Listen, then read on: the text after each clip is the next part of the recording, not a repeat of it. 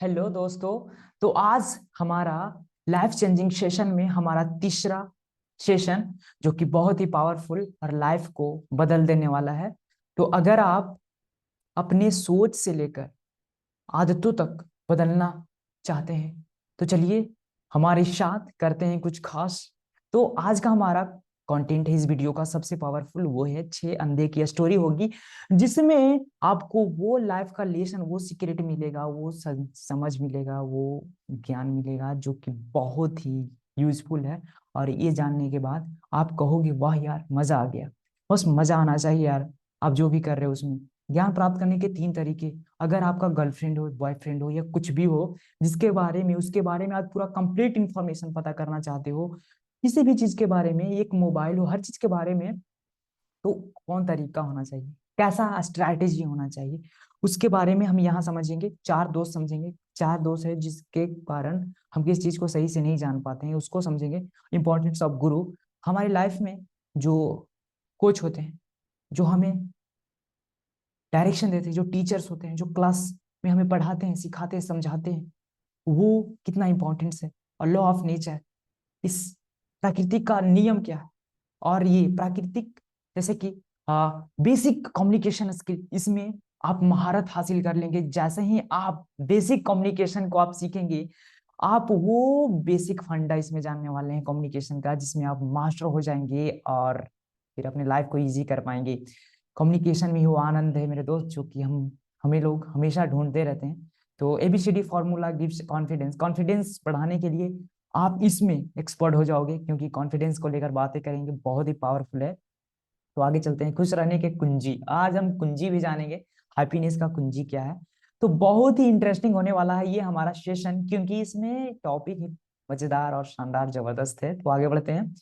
तो 6 अंधे की स्टोरी हम थोड़ा सा समझते हैं। सबसे पहले स्टोरी समझना बहुत ही इंपॉर्टेंट है, क्योंकि इससे जो हमें सीख मिलेगा बहुत ही लाइफ चेंजिंग। जैसे कि 6 अंधे हैं, आप देख रहे हैं यहाँ पे। तो 6 अंधे एक बार जाकर हाथी से टकराए, ठीक है।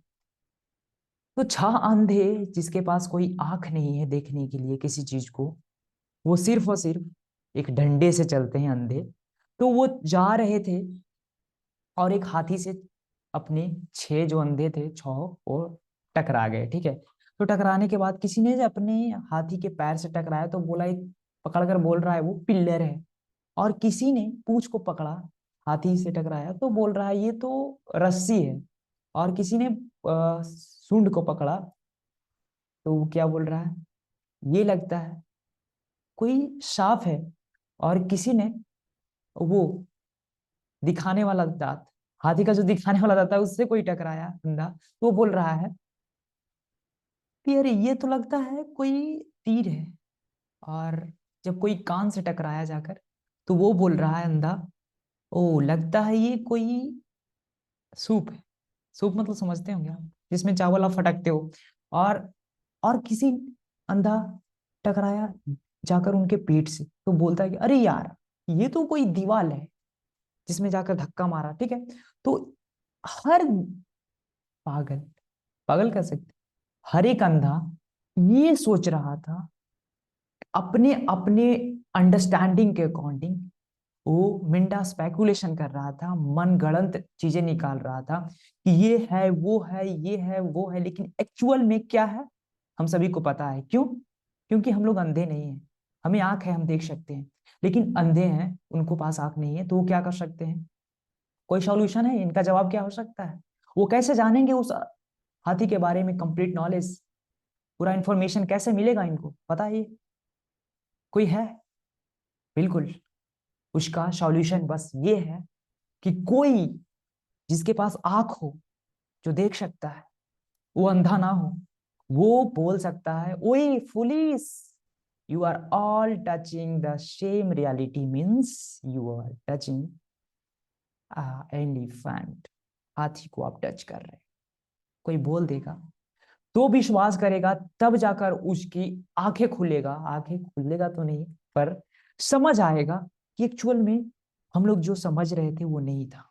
सेम लाइक दैट हमारे साथ भी ऐसा ही होता है। जब हमारे पास किसी चीज के बारे में कंप्लीट इंफॉर्मेशन, कंप्लीट जानकारी नहीं रहता है तो हम किसी भी चीज के बारे में ऐसा वैसा मनगढ़ंत चीजें निकालने लगते हैं, मतलब निकालने लगते हैं, समझने लगते हैं। तो इसी प्रकार से हमें अपने लाइफ में यहाँ से ये सीखना चाहिए कि जब तक हम किसी चीज के बारे में अच्छा से पता ना कर ले पूरा, तब तक उसके बारे में मनगढ़ंत बातें निकालने और मतलब निकालने से कुछ नहीं होता है, बस ऐसे ही बेवकूफ बनते हैं। ठीक है, तो आगे चलते हैं। हमें भी ये जरूरत है कि कोई जिनके आंखें हैं, यानी जिनके पास नॉलेज है, ज्ञान है, वो हमें बताएं, वहां से हम सीखें और अपने आप को काबिल बनाएं। तो आगे बढ़ते हैं।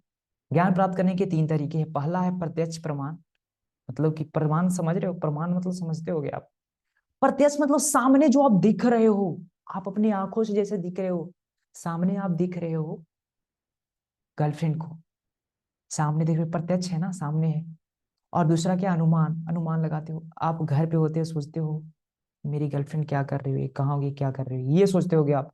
तो ये अनुमान लगाने का काम हो गया। यहाँ हो लेकिन वहां के बारे में सोच रहे हो। और शब्द प्रमाण लास्ट है, शब्द, कि कोई बता रहा है कि दोस्त हम ना तुम्हारा गर्लफ्रेंड तुम्हारा बॉयफ्रेंड को वहां देखे थे, ये तो ये क्या प्रमाण, शब्द प्रमाण है। और ये सच्चाई है या नहीं, और ये कौन सा तरीका है। ये 3 तरीके हैं ज्ञान प्राप्त करने का, जानकारी जुटाने का। लेकिन कौन इसमें इफेक्टिव है, कौन इसको कहते हैं ना यूजेबल है, कौन इंपॉर्टेंट है, कौन यूजफुल है, ये समझेंगे। आगे बढ़ते हैं। तो प्रत्यक्ष प्रमाण सबसे पहले समझते हैं। प्रत्यक्ष में यानी कि इंद्रियां बोध, हमारे जो सेंसेस है 5, आंख, कान, नाक, त्वचा, जीभ, ये सब सेंसेस है। इसके वजह, इसके टच से, इसके मदद से हम क्या करते हैं, किसी भी चीज के बारे में इंफॉर्मेशन निकाल पाते हैं, ज्ञान ले पाते हैं। जैसे कि हम, जब हम यहाँ पे पूर्ण ज्ञान की बात कर रहे हैं, तो हमें प्रत्यक्ष प्रमाण से मिल सकता है क्या, क्या जो देखे इसमें विश्वास कर सकते हैं क्या। जैसे कि आप रेल पटरी पे खड़ा होते हो, और रेल पटरी पे खड़ा होकर आप देखते हो आगे जाकर हमारा दोनों जो लाइनें हैं वो इंटरसेक्ट कर रहे होते हैं, यानी मिल रहे होते हैं। तो आप बताओ, इसमें विश्वास कर सकते हो आप, क्या सच में पटरियां आगे जाकर मिल रही होती है, मिलती है एक्चुअल में? नहीं। तो आप बताओ, आप जो देखा उसमें विश्वास कर सकते हो आप? नहीं। तो प्रत्यक्ष प्रमाण तरीका, प्रत्यक्ष यानी देखकर हम किसी चीज के बारे में नहीं पता कर सकते हैं। क्यों? जैसे कि एक मिरर में आप खड़ा होते हो, तो राइट हैंड लेफ्ट हैंड पता चलता है, और लेफ्ट हैंड राइट हैंड पता चलता है, समझ रहे हो? तो इसे कह सकते हो आप कि हाँ ये सच्चाई है? नो। तो और ये ग्लास में आप देख सकते हो, ग्लास में पेंसिल को डालते हैं तो पेंसिल टूटा सा प्रतीत होता है, ऐसा क्यों होता है? पता है, फिजिक्स आप पढ़े हो, प्रकाश का अपवर्तन। राइट, बिल्कुल गुड, वेरी गुड। तो क्या ये तरीका जो देखकर हम पता करने का कोशिश कर रहे हैं, ये पता कर पाएंगे? प्रकाश के अपवर्तन को समझ पाते हैं देखकर? ये जब तक कंप्लीट इंफॉर्मेशन नहीं होगा हमारे पास, तब तक नहीं समझ पाएंगे। रोड पे ये बारिश नहीं है, फिर भी गर्मी में ये पानी दिखते हैं रोड पे, क्यों? ये सच्चाई है? नहीं। ये मृग मरीचिका है। क्या है? मृग मरीचिका, यानी कि प्रकार का इल्यूजन, भ्रम। तो ये जो 5 सेंसेस है, आप देख सकते हैं, स्मेल करना, और आंख से देखना, और अपनी स्किन से टच करना, और हियरिंग, कान से सुनना, और टेस्ट करना, समझ रहे हो आप? तो आगे बढ़ते हैं। ये जो पांचों है, क्या है? ये 5 इंद्रियां हमें हमेशा इल्यूजन, भ्रम में डालता है। क्यों? क्योंकि हमारे पास 4 दोष है। 4 दोष है हर एक इंसान के पास, वो अमीर हो, गरीब हो, कोई भी हो, बड़ा हो, छोटा हो, हर एक के पास 4 दोष है। कोई इससे छुपा नहीं सकता, और कोई कह नहीं सकता है हमारे पास दोष नहीं है। हर एक के पास ये 4 दोष है।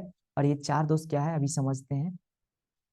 ये जैसे कि प्रत्यक्ष, अनुमान प्रमाण में आप लगा सकते हैं कि पहले इंसान बंदर जैसा था, धीरे धीरे धीरे धीरे धीरे उसमें जो एवोल्यूशन हुआ, विकास क्रम बढ़ा, आज इंसान का रूप में जी रहा है। ऐसा कुछ नहीं, शायद ऐसा था, शायद ऐसा ही था, ऐसा आप सोच सकते हो, अवलोकन कर सकते हो, अनुमान लगा सकते हो, पर एक्चुअल में ये सच्चाई नहीं है। अगर सच में सच्चाई होता तो आज इंसान में वो पूछ, बंदर में जो पूछ था वो इंसान में कहाँ गया? इंसान का पूछ कहाँ गया? बताओ आप। अगर ये सच्चाई होता तो आज भी बंदर बंदर क्यों है? इंसान क्यों नहीं बना? बंदर क्यों है? इंसान जब बंदर से आया है, बंदर से इंसान बन गया है, तो बंदर बंदर क्यों अभी तक है? बंदर को तो खत्म हो जाना चाहिए ना। तो ऐसा कुछ नहीं। जैसे कि शब्द प्रमाण से हम किस चीज के बारे में जान सकते हैं? Complete knowledge. क्यों? क्योंकि एक बच्चा ये जन्म लिया है और इसे पता करना है कि हमारा पापा कौन है।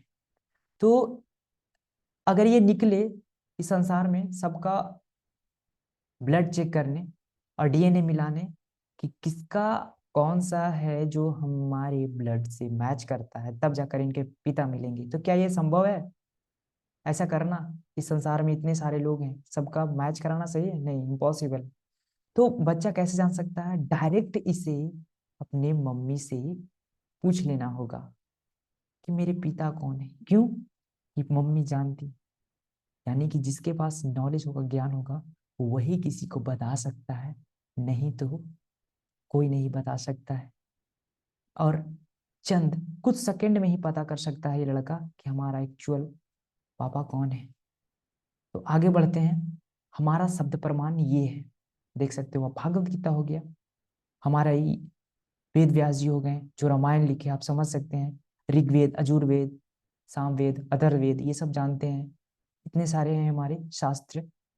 और देखो मेरे प्रिय मित्र, चार दोस्त हमें सत्य के प्रति अंधे रखते हैं, ये बोल रहे हैं।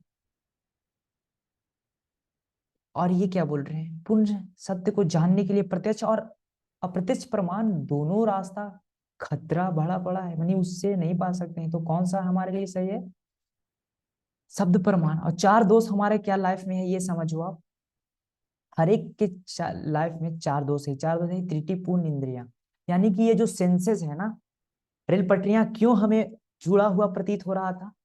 एक्चुअल में हमारी आंख की जो लिमिटेशन है ना, वो एक फिक्स दूरी तक, एक लिमिट तक, दूरी तक देख सकता है। इसके वजह से हमें रेल की पटरियां आगे जाकर जुड़ती हुई प्रतीत हो रही थी। तो यानी कि हमारी सेंसेस या आई आंख जो है ना लिमिटेड है। यहाँ तक कि हमारी ये जो नाक है ना, ये भी हमारी लिमिटेड है, कुछ दूर तक के ही स्मेल को सूंघ सकती है। और टच ये टच भी कुछ हद तक कर सकती है। और ये कान, ये भी हियरिंग, यहाँ से ज्यादा 100 किलोमीटर, 100 मीटर तक सुन सकता है। 100 किलोमीटर तक नहीं, 100 मीटर तक सुन सकता है।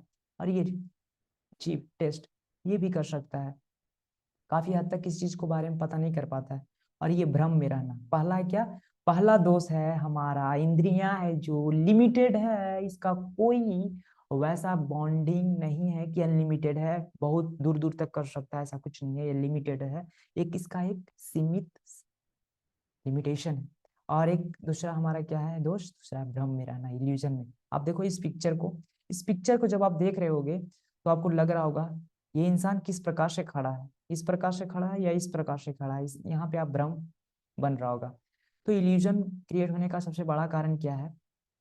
कि हमारी आंखें, हमारी जो सेंसेस वो इनपरफेक्ट है, यानी कि परफेक्ट नहीं है। और हम चाहते हैं कि आप अपनी लाइफ परफेक्ट कर ले। परफेक्ट होता है, परफेक्ट होगा, आपको बताया जाएगा, आपको बताएंगे लाइफ कैसे परफेक्ट होता है, जब अच्छे से खुद को डिस्कवर करते हैं, जानते हैं, समझते हैं तो। नहीं तो बस ऐसे ही लाइफ जीते हैं, समस्याओं में जूझते हैं। तो आगे बढ़ते हैं। गलतियां करने की प्रवृत्ति, हर एक इंसान गलती का पुतला है, गलती का पुतला से बना। तो वो चाहे एग्जाम हो, कहीं भी, घर का एग्जाम, और जैसे कि धोखा देने का, वो चाहे आप खुद को सो धोखा दे रहे हो, एग्जाम में धोखा दे रहे हो, माँ बाप का धोखा दे रहे हो, धोखा देना ही देना हर एक को। तो ये है हमारे, आप देख सकते हैं, हम सोचते हैं कि चलो हमारे इंद्रियां सीमित है, लेकिन हम दूरबीन से तो देख सकते हैं किसी चीज को। तो बताओ भाई, आप जब ये दूरबीन यूज कर रहे हो, दूरबीन दूरबीन को आप उन्हीं आंखों से बनाए हो जिन आंखों से आप देखते हो। तो यानी कि आंखें जब आपकी लिमिटेड है तो आप दूरबीन भी को भी आप लिमिटेड बनाए हो ना। जो एरर आपकी आंख में है, जो त्रुटि आपके आंख में है, वो कैमरा में भी है। तो ये मत सोचो आप कि हर चीज को आप अलग तरीके से कर सकते हो। जैसे आप यहाँ भ्रम में पड़ सकते हो, ये गलतियां करने की प्रवृत्ति, चीट करने की प्रवृत्ति। आजकल के शोध में ये पाया गया है कि अधिकतर अनिद्रा, कंप्यूटर सिंड्रोम, अवसाद, सुनने की क्षमता में क्षय, मोटापा, रिश्तों का बिगड़ापन, ये सब का कारण सिर्फ और सिर्फ क्या है? टेक्नोलॉजी का ज्यादातर उपयोग। अपने आप में, लाइफ में, अपने लाइफ में, अपनी जिंदगी को इम्पोर्टेंट से ज्यादा अपनी टेक्नोलॉजी को इम्पोर्टेंट देकर अपनी लाइफ के ऊपर इसको हावी कर लेने की वजह से आजकल ये समस्याएं उत्पन्न हो रही, प्रकट हो रहा है, डिप्रेशन हो रहे हैं। तो शोध के गलतियां करने से क्या क्या समस्याएं आती है? एक समस्या का समाधान दूसरी बड़ी समस्या बन जाता है। 1996 में भारत में महामारी आया था, जो कि प्लेग प्लेग के नाम से जाना जाता था। प्लेग गांव के गांव खत्म हो रहा था, जैसे कि तो उसका एक्चुअल एक शोध में पता किया गया। तो पता किया कि ये बीमारी, रोग बीमारी प्लेग बिल्ली के वजह से होता है। पर उन्होंने क्या किया, सारे बिल्लियों को मार दिया, और मार देने के बाद लास्ट में शोध से पता चला कि एक्चुअल में रियलिटी क्या था, वो था हमारा चूहा के वजह से हो रहा था, यानी कैट की वजह से हो रहा था प्लेग। तो अब जब बिल्ली को सबसे पहले मार दिया गया, तो अब चूहा को कौन खाएगा, बिल्ली को कौन खाएगा? जब अपने चूहा को ही पहले मार दिया गलत शोध करके कि हाँ बिल्ली से हो रहा था रोग प्लेग। तो ये सब कारण हैं। तो आधा अधूरा ज्ञान बहुत ही डेंजरस होता है। तो आप जब तक इस सेशन को कंप्लीट नहीं करेंगे, पूरा नहीं देखेंगे, तो आधा अधूरा ज्ञान बेकार ही रहेंगे। तो आगे हम बढ़ते हैं, गुरु का इंपॉर्टेंट समझते हैं। हमारे लाइफ में सबसे पहला गुरु जो होता है मटेरियल वर्ल्ड का, फैमिलीज, वो है हमारे पेरेंट्स, मम्मी पापा। मम्मी सबसे पहला गुरु। उसके बाद हमारा स्पिरिचुअल वर्ल्ड के होते हैं, जो हमें पढ़ाते हैं, दिखाते हैं, समझाते हैं, क्लासेस में, कोचिंग में, कॉलेज में, वो हमारे सेकंड गुरु होते हैं। तो उसके बाद लॉ ऑफ नेचर। नेचर का नियम क्या है? जैसा तुम बोते हो वैसा ही तुम काटोगे। ये बहुत ही बड़ा शाश्वत सत्य है कि अगर आप बीज रोपे हो इमली का, तो इमली ही खाओगे आप। और अगर आप बीज रोपे हो खजूर का, तो खजूर ही खाओगे।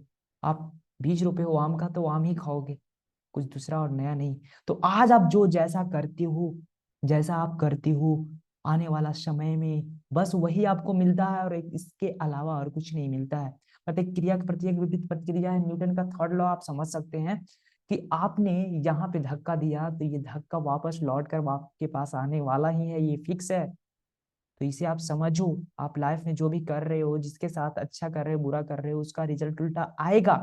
तो थोड़ा सोच समझ कर जो भी करते हैं आप करेंगे तो बहुत अच्छा होगा। और लॉ ऑफ नेचर आप जानते हैं, तत्कालीन और विलंबित। तत्कालीन मतलब हो गया कि आप अभी जस्ट कुछ रिजल्ट चाहते हैं, तो जस्ट कुछ ऐसा कर दीजिए जिससे रिजल्ट आ जाए। और विलंबित यानी बड़ा फल चाहते हो आप, थोड़ा सा टाइम लीजिए उसमें। देख, मानव जीवन जीने के लिए गलती को पहचान करके जिम्मेदार जीवन जीने के लिए विकसित बुद्धि मिला है। बुद्धि ही सबसे पावरफुल टूल है इंसान का। अगर बुद्धि का विकास कर लिया कोई इंसान, यानी कि इंटेलिजेंस का डेवलपमेंट कर लिया कोई, तो अपनी लाइफ को इजी और आसान और स्मूथ बना सकता है। तो कम्युनिकेशन क्या भी समझते हैं। कम्युनिकेशन का सबसे सीक्रेट ऑफ पॉइंट ये है कि सबसे पहले कम्युनिकेशन स्टार्ट होता है एक मीठा सा स्माइल के साथ। आप किसी को देख रहे हो जिससे कम्युनिकेट करना है, उसे देखो आप फर्स्ट में। देखने के बाद आप उसे देखते हैं, एक मीठा सा स्माइल करो, और उसके बाद वो भी स्माइल जब करना स्टार्ट कर देगी, यानी कि आप जब स्माइल करोगे आपका स्माइल उनके पास चला जाएगा, वो देख लेंगे और उनके पास चला जाएगा, यानी स्माइल पास हो गया। स्माइल पास हुआ, उसके बाद फर्दर की बातें स्टार्ट कर दीजिए। बस यही बेसिक और ये फाउंडेशन है कम्युनिकेशन स्किल का। अगर आप ये चीज करते हो, आप हर जगह स्माइल करके अब बातें स्टार्ट कर देते हो, तो आप कम्युनिकेशन में मास्टर हो गए, मास्टर हो जाओगे। तो बस यही सबसे बड़ा सीक्रेट है।